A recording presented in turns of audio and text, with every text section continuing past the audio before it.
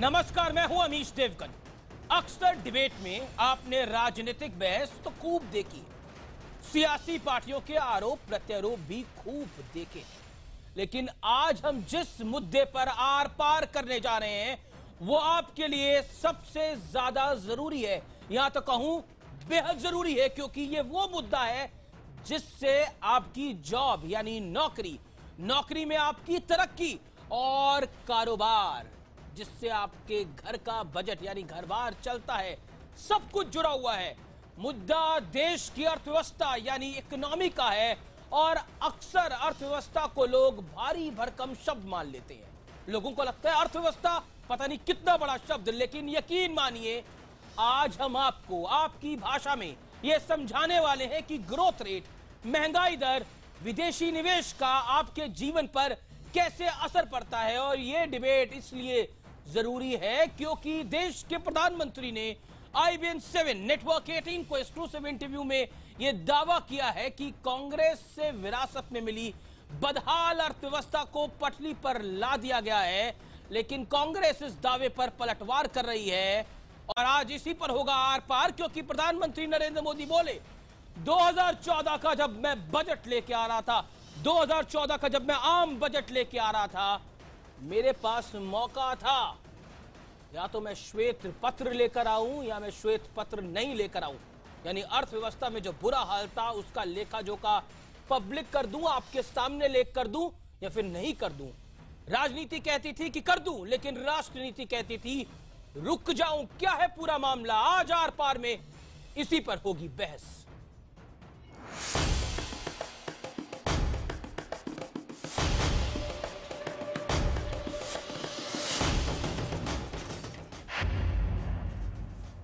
मुझे सरकार बनाने के बाद पहला बजट पेश करने से पहले संसद में देश की आर्थिक स्थिति का एक व्हाइट पेपर रखना चाहिए था। राजनीति मुझे कहती थी कि मुझे सारा कच्चा चिट्ठा खोल देना चाहिए। राष्ट्रनीति मुझे कहती थी कि पॉलिटिकल तो बहुत लाभ हो जाएगा, लेकिन देश में सब लोग जब इतनी हालत खराब है ये जानकारियां पाएंगे तो पूरी तरह निराशा इतनी आ जाएगी, मार्केट इतना टूट जाएगा, देश की इकोनॉमी को इतना बड़ा धक्का लगेगा। सरकार के अपने दावे हैं। पीएम कह रहे हैं कि इकोनॉमी को लेकर यूपीए सरकार से विरासत में मिली दिक्कतें काफी हद तक दूर हो गई और विपक्ष का आरोप है कि सरकार गुमराह कर रही है। Prime Minister has no understanding of economics and he's making a false statement. India's economy grew at 8.5% in 10 years of UPA, that is average, and India became the first country in the history of the world since the first industrial revolution to have quadrupled the GDP. लेकिन सवाल economy पर श्वेत पत्र का है, तो आज IBN 7 आपको देश की इकोनॉमी की असली तस्वीर दिखाने जा रहा है, क्योंकि ये वो मुद्दा है जिससे आपकी नौकरी, आपके कारोबार का सीधा सरोकार है। मोदी सरकार को विरासत में 6.6% की जीडीपी ग्रोथ मिली थी, जो अब बढ़कर 7.6% है। खुदरा महंगाई दर 8.33 से घटकर 6% हो गई है। सेंसेक्स भी करीब 5000 अंक चढ़ चुका है। वित्तीय घाटा 4.9% से घटकर 3.9% हो गया है।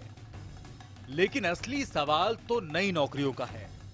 खुद लेबर मिनिस्ट्री के आंकड़े बताते हैं कि 2014 के दौरान लेबर से जुड़े 8 सेक्टर्स में 4,93,000 नई नौकरियों से मौके सामने आए, लेकिन 2015 में यह आंकड़ा घटकर 1,35,000 पर आ गया और अक्टूबर से दिसंबर 2015 के दरमियान तो इन 8 सेक्टर्स में 20,000 नौकरियां घट गईं। यानी नई नौकरियों के मोर्चे पर सरकार को खासी कामयाबी नहीं मिल पाई। इसके अलावा घटता हुआ एक्सपोर्ट, निजी निवेश का न आना और खाने पीने की कुछ चीजों की आसमान छूती कीमतें सरकार के लिए बड़ी चुनौती है। कुल मिलाकर इकोनॉमी के कुछ मोर्चों पर तो कामयाबी मिली है, लेकिन कुछ अहम मोर्चों पर सरकार अब तक कोई बड़ा करिश्मा नहीं दिखा पाई है। और आज इसी मुद्दे पर हम आर पार में सबसे बड़ी बहस करने वाले हैं।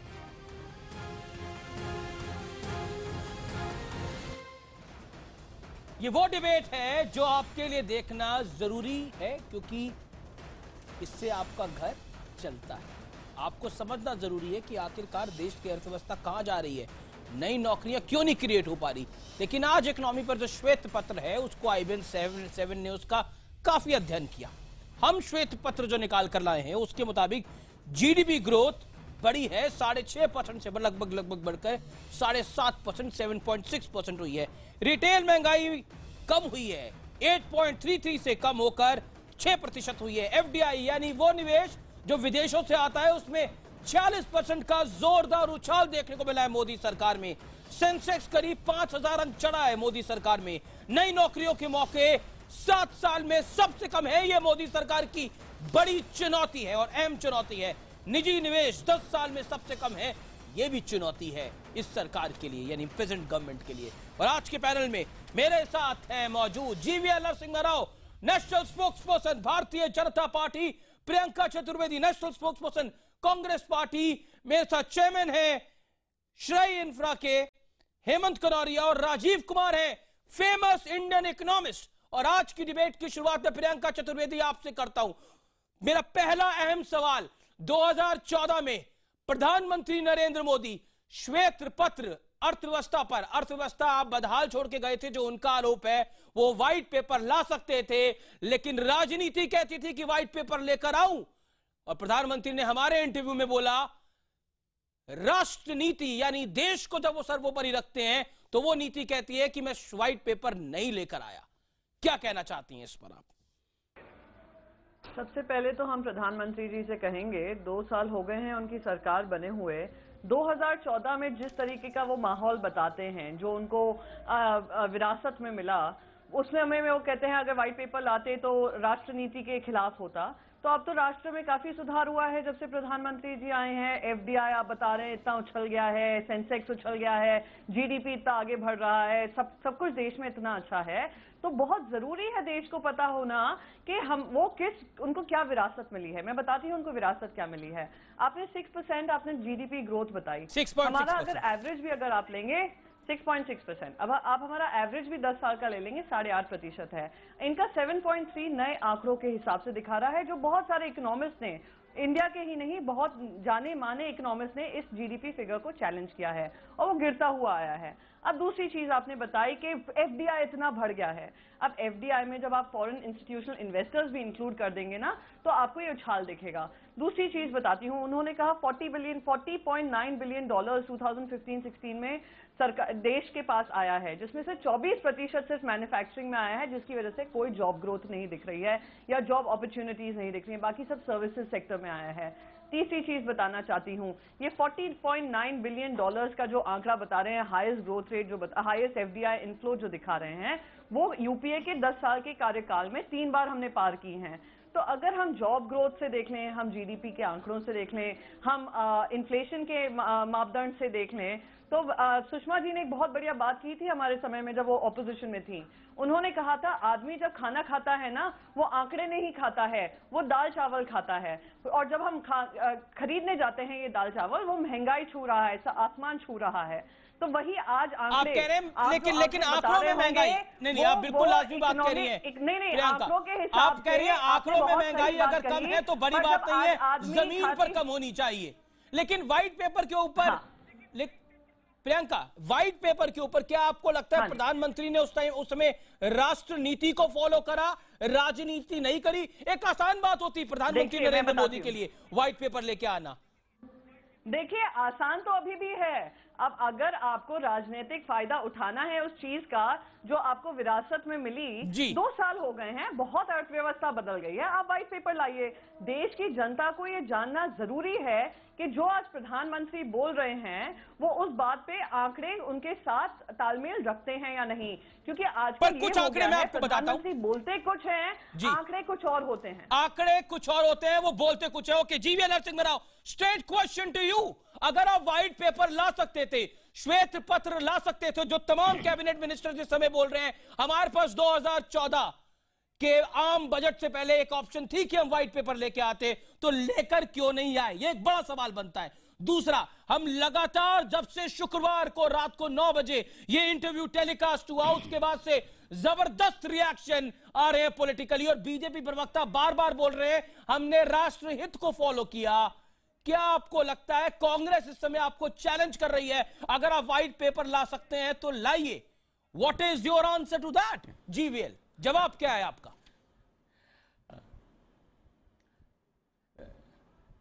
अमीश जी, प्रधानमंत्री जी ने खुद इसका जवाब दिया था। हमारे पास एक विकल्प था, लेकिन हमने इसको इसलिए नहीं चुना क्योंकि उसमें राष्ट्र की कोई इंटरेस्ट इसमें नहीं था।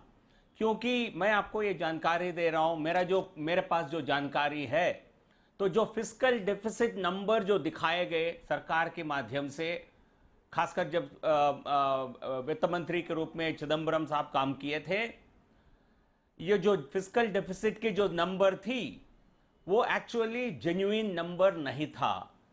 ये विंडो ड्रेसिंग किया गया। आप कह रहे हैं वो नंबर गलत थे? आगे एडवांस टैक्सेस को पहले ही बुक कर दिया गया।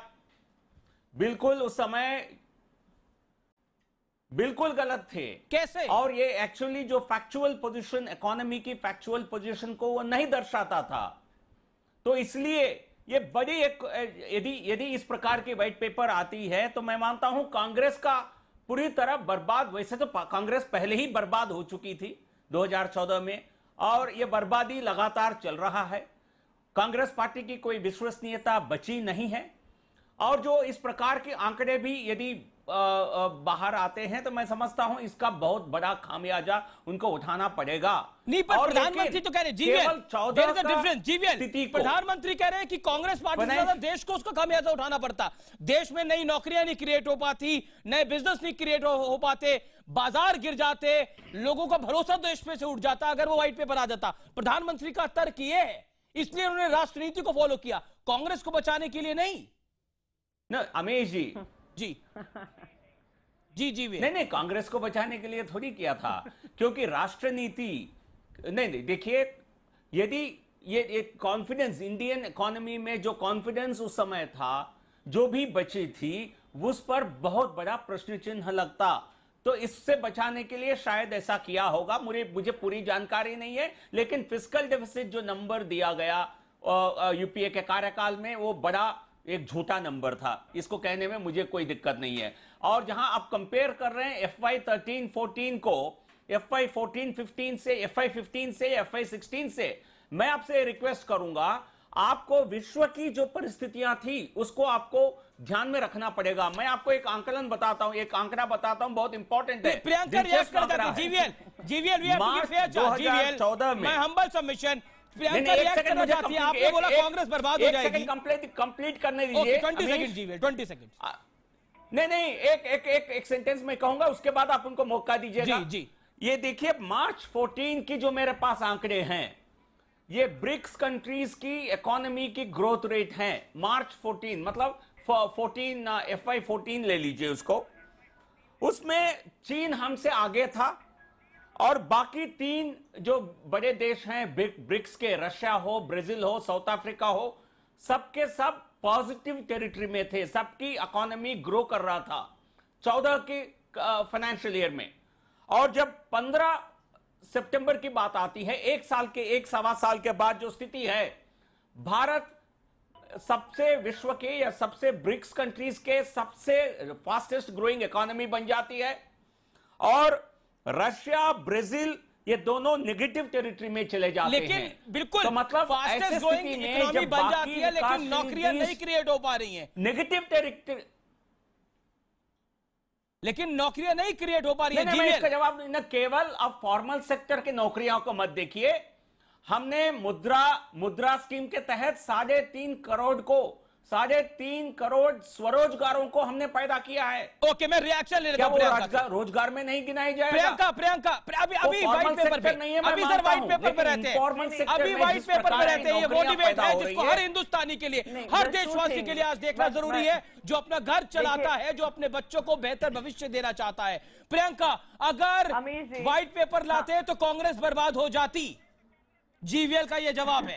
अमीश जी, अच्छा Amish ji, with due apologies to other panelist, मैं बस 2 मिनट और लेना चाहूंगी। जी। कांग्रेस पहले से बर्बाद है। उनकी ख्वाब अरे हाँ, पहले से बर्बाद है, अरे पहले से बर्बाद है, 2014 से बर्बाद है, 2014 से एंड ऑफ कांग्रेस हो गई है। आपकी जो भी आपकी डिस्कशन है, आर्ग्यूमेंट है, आप संभाल कर रखिए, ठीक है, बर्बाद हो गई। आपको और बर्बाद करने में कोई टाइम नहीं लगेगा। व्हाइट पेपर निकालिए। आपने भी कहा फर्ज ये नंबर्स हैं, डेफिसिट नंबर्स हैं। अगर फर्ज हैं तो आप कार्रवाई करिए, व्हाइट पेपर देश की जनता के सामने लाइए, उनको दिखाइए कि फर्ज नंबर्स हैं और ये फर्ज नंबर्स की हम कार्रवाई करेंगे। सच्चाई इसमें है जीवीएलएन राव जी, और आप शांति से सुनिए, क्योंकि आप भी जानते हैं कि आपके प्रधानमंत्री जी ने, देश के प्रधानमंत्री जी ने कुछ बड़ी बड़ी बातें कर दी हैं उस डिबेट में, और अब आप लोग को आकर उसको डिफेंड करना पड़ रहा है। अब हम डेफिसिट की बात करें तो आज जो घटता हुआ तेल का दाम है, जिसका फायदा आपने कंज्यूमर्स को नहीं दिया है, उसका फायदा इस सरकार ने उठाया है, उसका आप बार बार आंकड़ा हमें सुनाते हैं। तो वो देश की जनता भी जानती है कि जो तेल का गिरावट हुआ है पूरी दुनिया में, उसका फायदा सरकार उठा रही है और उसका फायदा देश की जनता को नहीं दे रही है। अब रही बात नौकरियों की, अगर आपका जो एफडीआई नंबर्स, आप बड़ी बड़ी बात करें, एफडीआई नंबर्स कंस्ट्रक्शन या मैन्युफैक्चरिंग सेक्टर में आया होता या इंफ्रास्ट्रक्चर बिल्डिंग सेक्टर में आया होता तो आज जॉब क्रिएशन होता, जो हम नहीं देख रहे हैं। तो आप अगर मुद्दे पे रहेंगे, कांग्रेस की बर्बादी, देश की बर्बादी की बात करेंगे तो बहुत ही अफसोसजनक है और डिबेट से हटकर बात है। जी okay GVL, 30 second rebuttal then Rajeev Kumar and Hemant Kanoria. Okay Amish ji, 30 second rebuttal GVL. Amish ji, तो मैन्युफैक्चरिंग सेक्टर में एफडीआई आया, साथ ही साथ नौकरियां पैदा की, ऐसा कहां हुआ है विश्व में? क्या कोई जस्टेशन पीरियड, कोई लैग पीरियड नहीं होता है?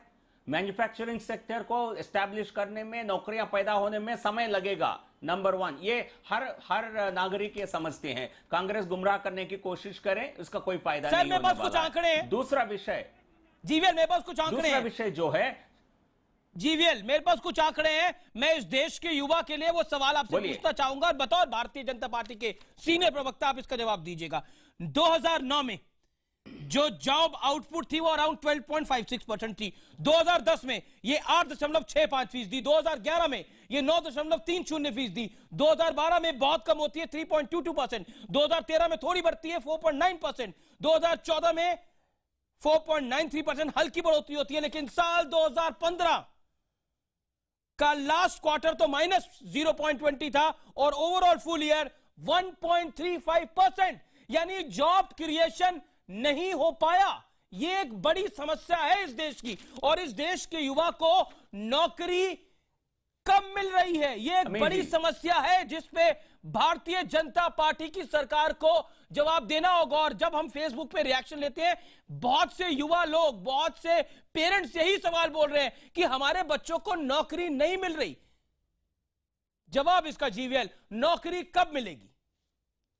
अमीश जी, यस अमीश जी, आप इसको आज की स्थिति को यदि 2 दशक के पुराने की स्थिति में, 1 दशक के पुराने की स्थिति में कंपेयर करेंगे तो बिल्कुल इसमें स्ट्रक्चरल डिफरेंसेस आपको दिखेंगे, क्योंकि इकोनॉमी का जो मेकअप है उसमें सर्विस सेक्टर के कंट्रीब्यूशन लगातार बढ़ते गया है, मैन्युफैक्चरिंग सेक्टर का घटता गया है, और जो इलास्टिसिटी ऑफ एम्प्लॉयमेंट जनरेशन है ये मैन्युफैक्चरिंग सेक्टर में ज्यादा है कंपेयर टू सर्विसेज सेक्टर।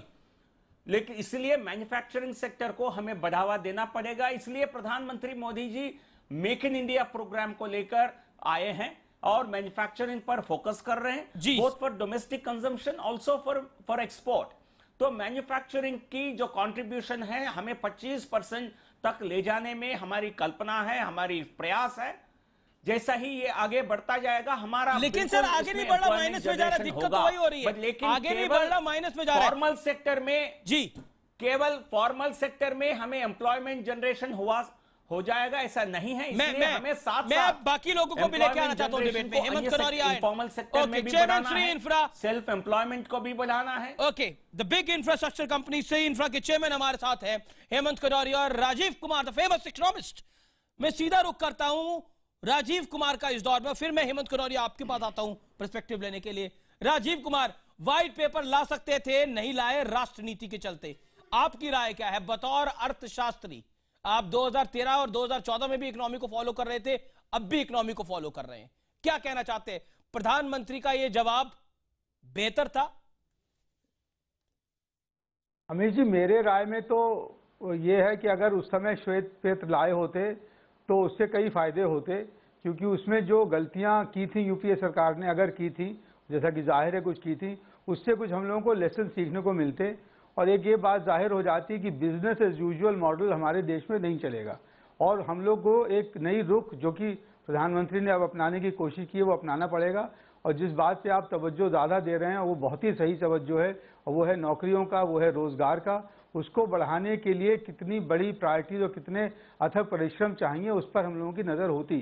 तो मगर अब ये बात करना कि उस समय लाएं और अब लाएं कि ना लाएं, ये थोड़ी सी निरर्थक है, क्योंकि देखिए जो हमारा आर्थिक सर्वेक्षण है वो एक किस्म का भारत सरकार का वाइट पेपर ही होता है और वो बहुत ही डिटेल्ड होता है, बहुत उसमें बहुत कॉम्प्रिहेंसिव होता है। तो वो तो दो बार आ चुका है और उसमें भारत की अर्थव्यवस्था के बारे में सारा उसका लेखा जोखा उसमें दिया हुआ है।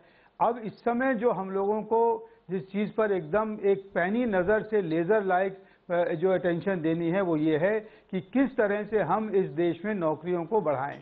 और जो ये जीवीएल नरसिम्हा राव साहब का कहना है, जो मैंने पहले भी सुना है कि informal sector, so called personal sector में नौकरियां बढ़ेंगी, तो मुझे इसके बारे में इसकी थोड़ी सी चेतावनी देनी है कि आज का नवयुवक लोकल इकॉनमी के लिए, जो कि दर्जी और कॉबलर और दूध वाला और वेल्डर, उस तरह की नौकरी के लिए वो इच्छुक नहीं है। वो इच्छुक है एक फॉर्मल सेक्टर की एक अच्छी नौकरी के लिए। तो उसके लिए हम लोगों को प्रयास करना चाहिए। और मेरी वाकई प्रार्थना है सब लोगों से कि अगर हम लोग उस पर बात करें कि क्या इस समय काम हो सकता है। प्रधानमंत्री जी ने अपने इंटरव्यू में एक बहुत आगे की नई दिशा कई दिखाई हैं, अगर उन पर हम बात करें तो मेरे ख्याल में ज़्यादा सार्थक होगा बनिस्बत इसके करने की कि श्वेत पेपर अभी हम लाएं कि ना लाएं। जी, एक दर्दनाक फैक्ट है जो मैं बताना चाहता हूं, इस देश के अंदर इंजीनियर हो, पीएचडी हो, डॉक्टर किसी डॉक्टरेट करी हो, उसको पीएन की जॉब के लिए अप्लाई करना पड़ता है। और ये इस देश में होता है, उसको सफाई कर्मचारी की जॉब के लिए अप्लाई करना पड़ता है। महाराष्ट्र से बिहार और बिहार से उत्तर प्रदेश, ऐसी कहानी है। ये दर्दनाक फैक्ट है एक इस देश का, जहां पर पढ़े लिखे नौजवानों को नौकरी मांगने के लिए दर दर की ठोकरें खानी पड़ती है, जहां पर उनको एक सफाई कर्मचारी के लिए, एक पीएन बनने के लिए करना पड़ता है काम। और साथ ही साथ किस 9-10% हम ग्रोथ की बात करते हैं। जब यूपीए के काल में 9-10% ग्रोथ की बात हुई थी, जब हुई थी वो ग्रोथ, तब सबसे ज्यादा नौकरियां जो बढ़ी थी, आपको हैरानी होगी ये जानकर, वो लिफ्टमैन की जॉब थी। This happens only in India. That's my point कि इस देश के अंदर हम सब की बात करते हैं, हम कश्मीर की बात करते हैं, जरूरी है। हम बात करते हैं बाकी विषयों की, हम आम आदमी पार्टी की बात करते हैं, जरूरी है, करिए बात। इस देश के अंदर कभी बहस नहीं होती नौकरियों के ऊपर, इस देश के अंदर कभी बहस नहीं होती अर्थव्यवस्था के ऊपर, और इस देश के अंदर कोई बात नहीं करना चाहता हम अपने देश के अंदर ग्रोथ कैसे लेकर आएंगे। ये दर्दनाक बात है। मैं क्विकली हेमंत कनौरिया का रुख करता हूं और उनसे एक छोटा सा रिएक्शन लूंगा इस विषय के ऊपर। हेमंत कनौरिया, क्विकली क्या कहना चाहते हैं इस विषय के ऊपर? Over to you. देखिए, हम पॉलिटिकल डिबेट में नहीं जाना चाहते हैं, क्योंकि यूपीए गवर्नमेंट में, एनडीए गवर्नमेंट में कैसे क्या हुआ है, नहीं हुआ है, लेकिन अभी जो एक्चुअल सिचुएशन ग्राउंड लेवल पर है उसमें 2-3 साल में इम्प्रूवमेंट हुई है, क्योंकि गवर्नमेंट जो बाहर से जो लोग में कॉन्फिडेंस चला गया था वो वापस इंटरनेशनल इन्वेस्टर्स की कॉन्फिडेंस आ रही है। लेकिन देश में अभी सबसे बड़ा जो प्रॉब्लम है कि किस तरह से एम्प्लॉयमेंट क्रिएट किया जाए, जो आपने कहा है, तो सरकार एम्प्लॉयमेंट नहीं क्रिएट कर पाएगी। एक एनवायरनमेंट क्रिएट करना पड़ेगा, ईज ऑफ डूइंग बिजनेस जो एक स्ट्रेस दिया गया है उसको यदि लाया जाए तो एंटरप्रेन्योर्स क्रिएट होंगे। और यदि एंटरप्रेन्योर्स के लिए प्रॉपर एक एनवायरनमेंट क्रिएट किया जाए, गांव से लेकर शहर तक एंटरप्रेन्योर्स को यदि क्रिएट किया जाए, उनको किस तरह की तकलीफ है, यदि उसको सॉर्ट आउट किया जाए तो हम देखेंगे कि एम्प्लॉयमेंट भी क्रिएट होंगे। जितने ही एंटरप्रेन्योर्स होंगे, एक एंटरप्रेन्योर 10, 15, 20, 50 एम्प्लॉयमेंट जनरेट कर सकता है। तो सरकार को फोकस करना चाहिए किस तरह से एक एनवायरनमेंट क्रिएट किया जाए जहां पर ज़्यादा से ज़्यादा लोग एंटरप्रेन्योरशिप में आए। और भारत में ये पहले से हुआ आ रहा है कि एंटरप्रेन्योर होने पर ही एम्प्लॉयमेंट जनरेट होंगे। तो आई थिंक उसको फोकस करें और क्या क्या इकोनॉमिक प्रॉब्लम्स वगैरह हैं, क्या इश्यूज हैं, इंफ्रास्ट्रक्चर में क्या इश्यूज हैं, उनको सॉर्ट आउट किया जाए। कुछ मिस्टेक्स सभी सरकार के होंगे, क्योंकि आप कुछ करिएगा तो कुछ गलतियां भी होंगी, तो उस गलतियां को किस तरह से सही किया जाए और उसको सही रास्ते पर लाया जाए। हमारे देश में हर चीज पर बहस होती है, लेकिन अर्थव्यवस्था पर बहस कम होती है, जिससे आपका घर चलता है। आज उसी मुद्दे पर बहस। अपना फीडबैक, अपनी राय फेसबुक पे, ट्विटर पे जोरदार तरीके से दीजिए।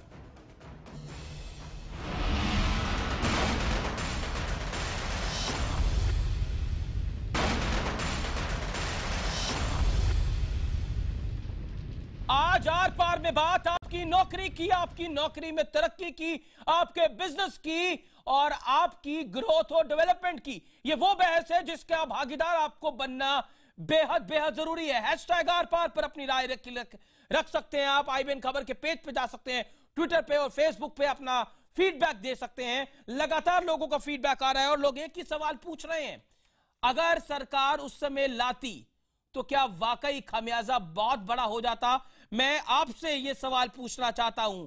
मेरे साथ राजीव कुमार है और हेमंत कनौरी है, जो कि दो न्यूट्रल वॉइसेस हैं, एक कॉर्पोरेट वर्ड की और इकोनॉमिक वर्ड की। मेरे साथ प्रियंका चतुर्वेदी और जीवीएल भी हैं। राजीव कुमार, फेसबुक पे अक्सर लोग इस समय पूछ रहे हैं, कुछ लोग मुझको भी यह सवाल पूछ रहे हैं, प्रधानमंत्री ने, काफी लोग कह रहे हैं कि प्रधानमंत्री ने बहुत बढ़िया करा अगर नहीं वो व्हाइट पेपर लेकर आए, लेकिन अगर ले आते तो वाकई खतरा क्या बड़ा हो जाता और देश को नुकसान ज्यादा हो जाता? कांग्रेस की तो भज पिट जाती, लेकिन देश को नुकसान बड़ा हो जाता। हाँ, नहीं, देश को नुकसान बड़ा हो सकता था, क्योंकि आपको याद होगा कि अगस्त और सितंबर 2014 में हमारा रुपए की कीमत बड़ी तेजी से नीचे गिर रही थी और हम लोग जिसे कहते हैं वो फ्री फॉल में थे। हमारा करंट अकाउंट डेफिसिट करीब 8% GDP का हो गया था और उस समय हम लोग फ्रेजाइल 5 जो इकॉनमीज कहलाती थी उसके खास सदस्य थे और उस समय एक हालत ऐसी विषमता की हालत थी अगस्त सितंबर में, और ये तो जुलाई के पहले बजट के बाद थी वो हालत जो बनी हुई थी। और उसी समय आपको याद होगा कि हमारे गवर्नर RBI बदले और उन्होंने फिर एक नई स्कीम निकाली कि जिससे कि वो FCNR बॉन्ड, NRI बॉन्ड्स लाएं, जिससे कि रुपए की जो है वो हालत थोड़ी सी संभली। लग ये रहा था कि सारे के सारे जो हमारे बाहर के निवेशक राजीव कुमार, मैं ये जानने की कोशिश कर रहा हूँ, हमारी कंडीशन और खराब हो जाती, नौकरियां और चली जाती, बिजनेस और नीचे चले जाते, अर्थव्यवस्था चरमरा जाती अगर नरेंद्र मोदी व्हाइट पेपर ले आते तो? यही मैं आपको कहने की ये कोशिश कर रहा था कि हालत वैसे ही बहुत खराब थी और अगर ये व्हाइट पेपर आ जाता और उसमें ये बात निकलती कि अंदर जो है वो मामला और भी खराब है और हमारी अर्थव्यवस्था में एक तरह की दीमक लगी हुई है, तो हालत बिल्कुल चरमरा जाती, क्योंकि निवेशक जो वैसे ही बाहर जा रहे थे उनमें एक तरह की होड़ लग जाती बाहर जाने की, तो इसलिए नौकरी और निवेश दोनों ही रह जाते। तो मेरे ख्याल में जो प्रधानमंत्री ने कहा प्रधानमंत्री ने जो कहा कि श्वेत पत्र वो नहीं लाए तो बेहतर है। प्रियंका, देश हित में, राष्ट्र हित में बीजेपी सरकार ने, नरेंद्र मोदी ने, प्रधानमंत्री ने ये फैसला लिया, क्या आपको लगता है ये फैसला बेहतर था, देश के लिए बेहतर था? राजनीतिक तौर पे एक बड़ा फैसला होता, लेकिन देश के लिए बेहतर था। अरे एक मिनट, अगर इतनी ही प्रधानमंत्री को राष्ट्र नीति की पड़ी होती या राष्ट्र की सोच पड़ी होती या भारतीय जनता पार्टी को लगी होती, तो पिछले 10 साल में जितना अड़ंगा इन लोगों ने डाला है एज ऑपोजिशन, जितना हमने देखा कि आप लोगों ने पार्लियामेंट एडजर्न किया, किसी तरीके की पॉलिसी इनिशिएटिव्स पास नहीं होने दी। हाँ, हमारी भी कमियां थी उसमें, क्योंकि हमारी एक कोलिशन की सरकार थी, हमारी सरकार को सबकी राय लेकर आगे बढ़ने की जरूरत थी, पर आपने एज एन ऑपोजिशन आपने क्या कदम उठाए? आपने ब्लॉक किया। यही आपकी राष्ट्र नीति है। आपकी राष्ट्र नीति ये है कि 2014 से पहले आपने देश के बारे में एक मिनट आपको लगता है प्रधानमंत्री ने राष्ट्र नीति का ख्याल रखा, मुझे इंटरव्यू में बोला राहुल जोशी को? Amish, allow me to complete. आप सुन लीजिए, पेशेंस। जी मैडम। 2014 से पहले प्रधानमंत्री ने अपने पूरे कैंपेन में जिस तरीके का राष्ट्र का ध्यान रखा वो भी हम जानते हैं। 2014 में चुनने के बाद आप सिंगल लार्जेस्ट पार्टी बनकर आए। आप अगर पॉलिसी इनिशिएटिव्स ही लेते तो आपको ये विदेशी दौरे करने की जरूरत नहीं पड़ती। प्रधानमंत्री ने इतने विदेशी दौरे किए हैं। हम प्रधानमंत्री से पूछना चाहते हैं, जो विदेशी दौरे करें, FDI में अगर FDI में आप FII ले आएंगे तो कहीं भी आपको भरते हुए दिखेंगे, आपको नौकरियां भरती हुई दिखी? आपने FDI इंफ्रास्ट्रक्चर में भरता हुआ देखा? जीवीएल जवाब देना चाहते हैं। देखा जहां से नौकरियां भरती हैं? मुझे कंप्लीट कर लेने दीजिए। राष्ट्र हित की अगर दिमाग में होती प्रधानमंत्री जी को, तो आज प्रधानमंत्री जी पॉलिसी इनिशिएटिव्स ले रहे होते। Rajiv Kumar wants to say something. Rajiv Kumar कुछ कहना चाहते हैं। Rajeev Kumar 10 second, Rajeev Kumar 10 second for you. अपने policy initiatives, rebuttal is allowed, policy interventions करिए। रिबटल अलाउड है यहाँ पर। ओके राजीव कुमार, आप जवाब दीजिए प्रियंका को। ब्लैक मनी की आप बात करते हैं, पहले दिन आप एसआईटी बना देते हैं, उसके बाद आपने पनामा ब्लैक मनी पर डिबेट नहीं, अर्थव्यवस्था पर डिबेट है। मैं मुद्दे से नहीं भटकने दूंगा, मैं मुद्दे से नहीं भटकने दूंगा, मैं मुद्दे से नहीं भटकने दूंगा। राजीव कुमार जवाब, राजीव कुमार 10 सेकंड। हिस्सा नहीं है GVL hold on. Black money अर्थव्यवस्था का हिस्सा नहीं है। ब्लैक मनी अर्थव्यवस्था का हिस्सा है, लेकिन आज बात सिर्फ और सिर्फ अर्थव्यवस्था पर। मैडम खत्म कर दूं, आज बात युवाओं की नौकरी पर। गुजारिश मेरी तमाम पॉलिटिशियंस से। अहम हिस्सा अर्थव्यवस्था में भी है। ओके राजीव कुमार 10 सेकंड में आपका जवाब। राजीव कुमार 10 सेकंड आपको, आप क्या कह रहे हैं प्रियंका को? राजीव कुमार। प्रियंका, आप बार बार कह रही हैं कि जो एफडीआई आया उसमें एफआईआई और इंस्टीट्यूशनल इन्वेस्टमेंट शामिल है। ये बात ठीक नहीं है। एफडीआई 40.6 बिलियन आया है, ये बात आपकी ठीक है कि उसमें काफी कुछ पैसा प्राइवेट इक्विटी में आया है, जो कि सर्विस सेक्टर की एग्जिस्टिंग इंडस्ट्रीज में लग गया है। मगर इस बात को हमको नहीं नकारना चाहिए कि पिछले 2 साल में एफडीआई बहुत तेजी से आया है और पहले से ज्यादा आया है।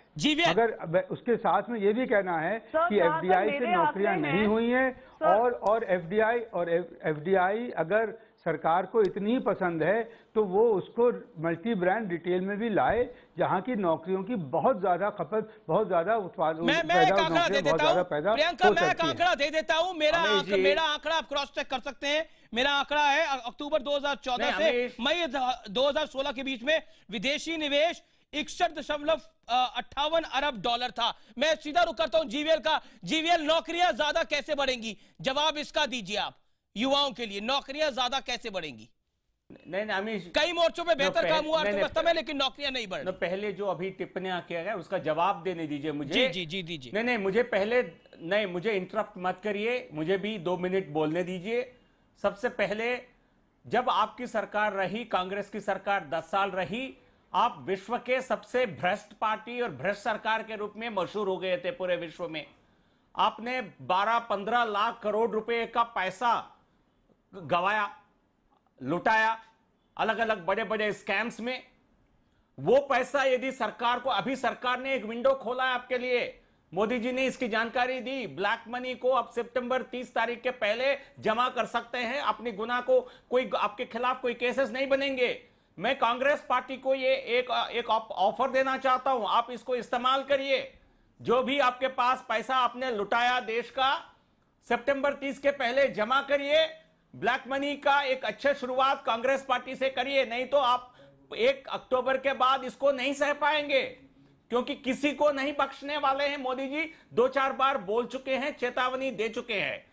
इसलिए हमने आपको पार्लियामेंट में आपने कभी गतिरोध पैदा किया, उसका कारण था क्योंकि आपको भ्रष्टाचार को बढ़ावा दे रहे थे।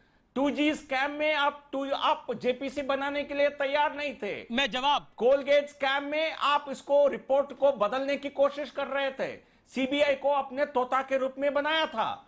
तो इसलिए भ्रष्टाचार को रोकना देश हित में था, राष्ट्र हित में था। इसलिए आप ऐसा कोई कहानी मत बनाइए, हमने कोई बड़ा काम करना चाहा, बीजेपी ने रोका।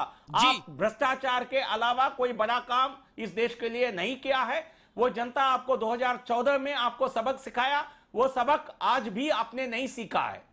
आप लगातार यही गलत कर्म है, उसको लेकर आप बड़े बड़े इसके अचीवमेंट के रूप में दिखाना चाहते हैं। ये संभव नहीं है। मैं हेमंत कनौरिया के पास जाऊंगा। देखिए फिर हम पॉलिटिकल तूतू में फंस जाएंगे। नहीं, पर आपने अपनी बात अब आपने शुरू करा। बीजेपी ने पार्लियामेंट की स्टॉल करी, उन्होंने उसका जवाब दिया। मैं बीजेपी और कांग्रेस से कहना चाहता हूं, आपकी तूतू में से मतलब नहीं है। देश के युवा को नई नौकरियां चाहिए, उसके लिए कोई आप दोनों में से नहीं बताने को राजी। आप देखिए, आप जब वो मुद्दे से भटक रहे हैं तो आप उनको बीच में मैडम, मैं तो उनको भी बोल रहा हूं की बात कर लेती हूँ, तो आप कहते हैं वो अर्थव्यवस्था से जुड़ा हुआ नहीं है। मुझे जवाब देने दीजिए। ये जो भी आरोप इन्हें अभी मैडम ऐसा करिए, आप दोनों जीवीएल और प्रियंका चतुर्वेदी डिबेट कंडक्ट कर ले। मैं यहाँ से नमस्कार करके चलता हूँ। 2012 से से प्रधानमंत्री इस बारे में बोल रहे हैं, भारतीय जनता पार्टी इस मुद्दे पे टिप्पणी कर रही है। 2014 से आपकी सरकार है, तो आप हमें बता दीजिए आपने कैसे ऐसे कदम उठाए हैं जहां पे इन्वेस्टर कॉन्फिडेंस या पॉलिसी इनिशिएटिव से आपने देश की अर्थव्यवस्था बदल दी हो। मैं अभी 2012 से शुरू किया, अब तक वही करते रहेंगे, इसका खामियाजा हम नहीं भुगतेंगे। 3 साल आगे जाकर जब आप युवाओं के पास नौकरियां नहीं होंगी या पढ़ाई करने हेमंत कनौरिया को मैं लेके आना चाहता हूं। Hemant Kanoria is not a political person, Rajeev Kumar is not a political person. GVL, आपकी तरफ से जवाब नहीं। हेमंत कनौरिया, बहुत ही क्विकली 30 सेकंड में मैं आपसे जानना चाहूंगा, क्या आपको लगता है इंडिया में जॉब क्रिएशन बढ़ाने का इससे बेहतर मौका नहीं होगा? ये खराब मौका भी और बेहतर मौका भी, और कैसे हो सकता है? देखिए आज अपॉर्चुनिटीज इंडिया में बहुत हैं, और यदि अपने पूरे विश्व में देखें सभी जगह प्रॉब्लम्स चल रहे हैं, यूएस छोड़कर चाइना, यूरोप, अभी ब्रेक्सिट के कारण से ब्रिटेन में भी अभी प्रॉब्लम्स हैं। तो इंडिया वैसे ग्रोथ जो है बेस्ट अभी वर्ल्ड में यदि ग्रोथ रेट्स देखें तो इंडिया में है। ये सुनहरा मौका है देश में इन्वेस्टमेंट्स लाने के लिए। और पर आएंगे हेमंत कनौरिया, बड़ी बात यह है आप तो खुद कॉर्पोरेट वर्ल्ड के नुमाइंदे, आएंगे वो इन्वेस्टमेंट? ये डेफिनेटलिटी आएंगे। आई थिंक दैट कि यहाँ पर जो इंफ्रास्ट्रक्चर में ग्रोथ के अपॉर्चुनिटीज हैं, इंडस्ट्री में हैं, एक जो कंज्यूमरिज्म जो है वो भी बढ़ा हुआ है, तो इसी के कारण से अपॉर्चुनिटीज हैं। अब उसको किस तरह से लाया जाए, कुछ प्रॉब्लम्स वगैरह हैं, हम ये नहीं बोलते हैं कि कोई प्रॉब्लम्स नहीं है, लेकिन उस प्रॉब्लम्स को सॉर्ट आउट करके किस तरह से इन्वेस्टमेंट लाया जाए, वो हमेशा क्रिटिसाइज करते रहेंगे कि ये नहीं चल रहा है, वो नहीं चल रहा है, तो देश आगे नहीं बढ़ पाएगा। लेकिन पॉलिटिक्स तो सर, पॉलिटिक्स कहती है, पॉलिटिक्स राजनीति कहती है कि क्रिटिसाइज करना चाहिए, चाहे सरकार में हो चाहे विपक्ष में हो। क्रिटिकली एनालाइज करना चाहिए, क्रिटिकली एनालाइज करना चाहिए। ये राजीव कुमार का काम है, लेकिन ये कांग्रेस और बीजेपी का काम नहीं हो सकता। ये अफसोस की बात है हमारे इस देश के अंदर। लेकिन आज मुद्दा आपसे जुड़ा हुआ, आपके घर से जुड़ा हुआ। आज बात कश्मीर की नहीं, आज बात आम आदमी पार्टी की नहीं, आज बात सिर्फ जन के मन की, यानी आपकी।